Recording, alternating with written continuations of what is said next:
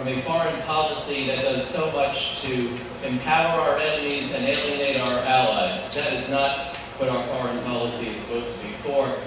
And I think that as a starting point, when we talk about Israel, and we're so proud to stand with our ally, we need to emphasize the need to be vigilant, eternally vigilant against the threat of terrorism, and that whatever differences we have had as Americans on foreign policy, we must never forget that America has been the greatest defender of liberty the world has ever seen, and that we will always reassure our allies and remind our enemies that we continue to remain dedicated to the principles of freedom and human dignity that have made America a better place and that have made the world a better place. Now, I will note, as we're all up here, all of the candidates who are here, all of the federal candidates are Republicans, and I do think that is illustrative of what's happening in our foreign policy. And I will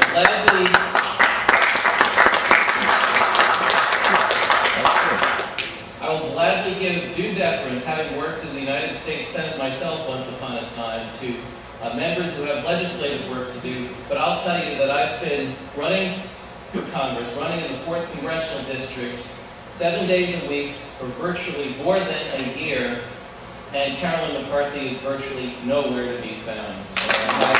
Where is she?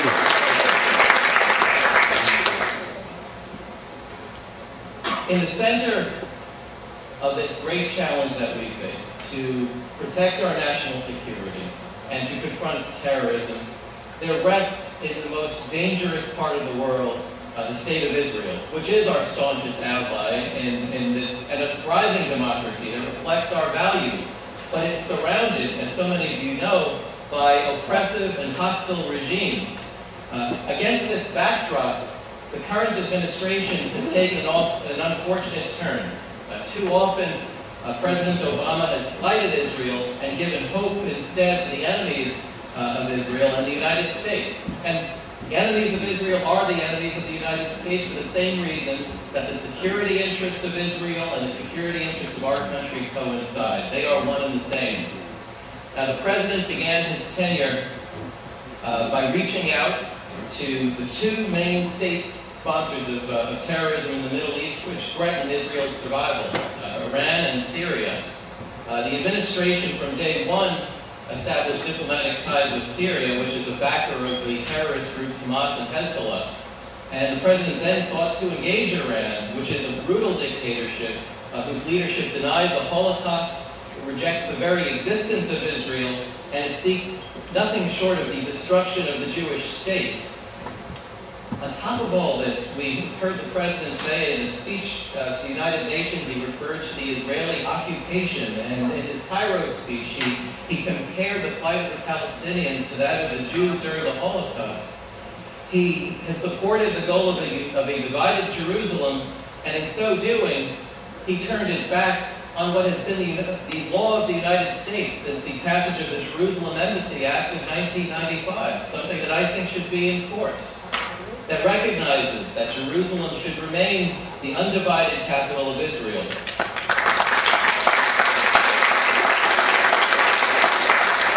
In Jerusalem, all faiths are permitted to worship freely. That was not the case before the days of 1967.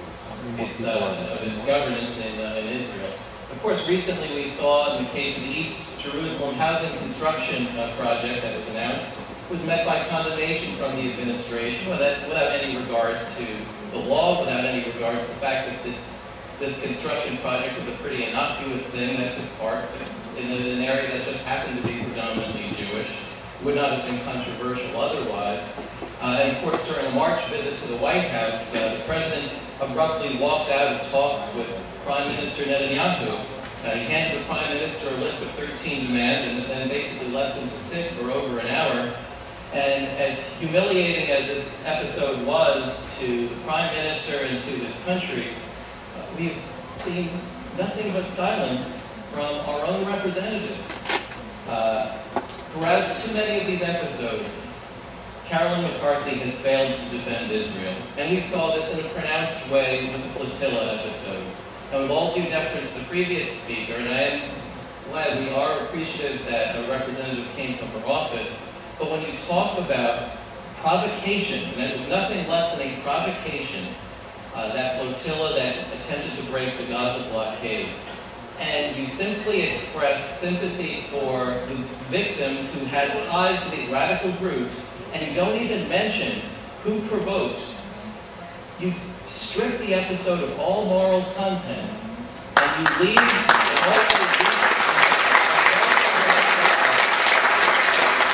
with that much less support from Washington. We have heard nothing in response to the administration's absurd charge that the Israeli settlement construction is to be blamed for stalled negotiations in the peace process. There's count after count that you can cite where our representative has been absent without leave. And even on the flotilla episode, where Republicans like Eric Cantor and Peter King were joined by some Democrats, including Congressman Weiner and Congressman Nadler, there was just silence from our own representative. Now, when you talk about what's actually happening in the Middle East, understand the concessions that have already been made, most notably in Gaza and in Judea and Samaria. Israel has already made such tremendous concessions, and they were repaid for these concessions by having the land, whose control they had substantially ceded, being turned into a base for military attacks against them, including about 12,000 rockets that were fired on Israeli soil in recent years. So when you talk about concessions, we should understand that Israel has already made so many concessions and should be expected to make no more until the enemies that surround her concede her right to exist.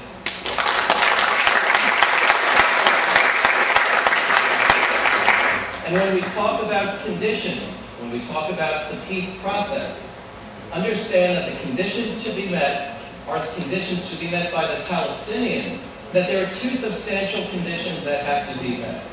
One of them is the condition of legitimacy. That is understanding the legitimacy of the Jewish state as a homeland for the Jewish people. And it's not something that dates simply right after World War II, but something that dates back several millennia. This includes, of course, a recognition of an undivided Jerusalem as the eternal capital of Israel. The second condition is security. Whatever else is conceived, before you can really talk seriously about any sort of peace process, the other side has to lay down their arms, stop treating Israel as an enemy that is to be destroyed. That may mean demilitarizing those in the Palestinian territory. That means taking out the terrorist groups, the proxies of Iran that have menaced Israel so terribly the last several years. And speaking of Iran, we should not understate just how much of a danger that country presents. Because you're talking there about the world's most dangerous nation that is trying desperately to get its hand on the world's most dangerous weapons. And that presents the greatest threat to the world's security, not only to Israel's security, but also to the security of our allies in Europe, and yes, ultimately to the United States. It presents an existential threat, and we have to be very serious about this. We have to, of course, do what we can, and I think do even more to cut at the energy base of Iran. And remember, they have to refine their oil, they have to ship it out in order to have it refined, and I think we should go after that capacity before we say that the sanction graph has been exhausted. But I also have to point out, when we're talking about that regime, you're talking about a very dangerous ideology and about leaders who actually believe that the onset of world chaos is necessary to trigger the return of the 12th Imam. This is a very dangerous ideology that we should take very seriously, because we have to understand, and Prime Minister Netanyahu acknowledged this recently, as much as he's in favor, and we're all in favor of sharper sanctions for Iran, they ultimately might not work to deter their development of nuclear weapons. And recognizing that to be the case, recognizing what happened 30 years ago. Thank goodness Israel was there to take out the Osiris reactor in Iraq. Understand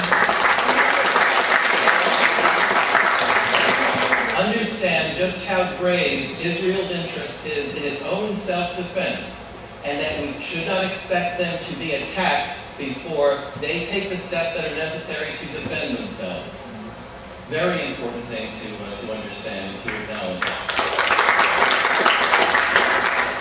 The history of the Middle East makes it clear that the Arab-Israeli conflict is not over a small stretch of land, but over Arab intolerance of a Jewish and Zionist entity in their midst.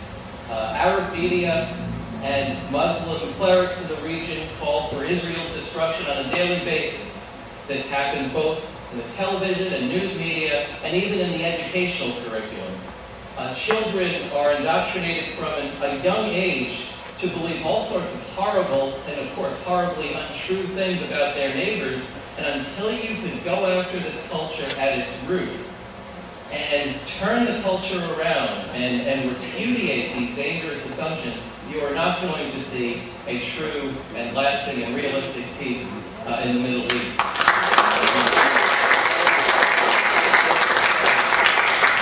The people of Nassau County deserve representation that is vigilant in the face of extremism and terrorism, and they will stand by a true friend,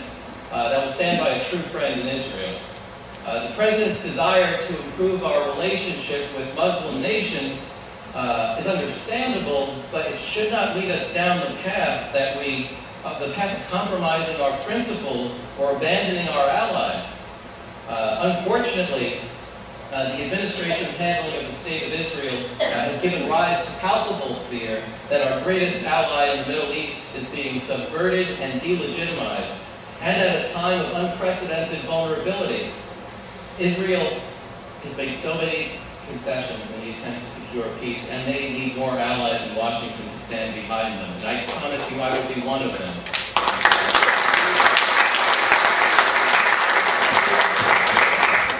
Israel is not, and it should not be, a partisan issue.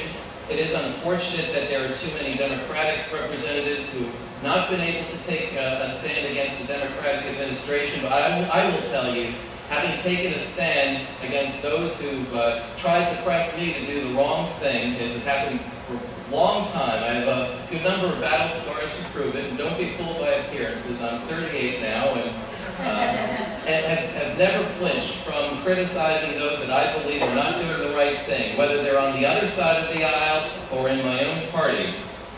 Now, if our representation in Washington find themselves unable or unwilling to defend Israel's right to exist and take the actions necessary to protect its citizens, they have ceased to represent and should make way for new leadership. You, unlike Carolyn McCulloch, who hates the Constitution, are you for the Constitution? Thank you, sir. I'm not only for the Constitution, I have devoted much of my professional life to the Constitution. Before coming to you as a candidate in September, my job was teaching the Constitution, teaching constitutional law and teaching about the legislative process at our district's law school, Hofstra's Law School. And prior to that, my title was Counsel for the Constitution for the Senate Judiciary Committee in Washington, where my job was to be a voice for the Constitution on that committee, and also to defend good constitutionalist nominees for federal judgeships, including Chief Justice Roberts and Justice Alito. My first obligation will be to that document to which I subscribe, to which I take an oath when I'm, hopefully, sworn in as a member of Congress here. And you can be sure on the issues that you discussed and on other issues, that includes the First Amendment, yes, that includes the Second Amendment, and all the rest of the Constitution, that I will defend those principles. And I hope that of the choices that you have to make this fall, that I would be the most effective voice for the Constitution in this Congress.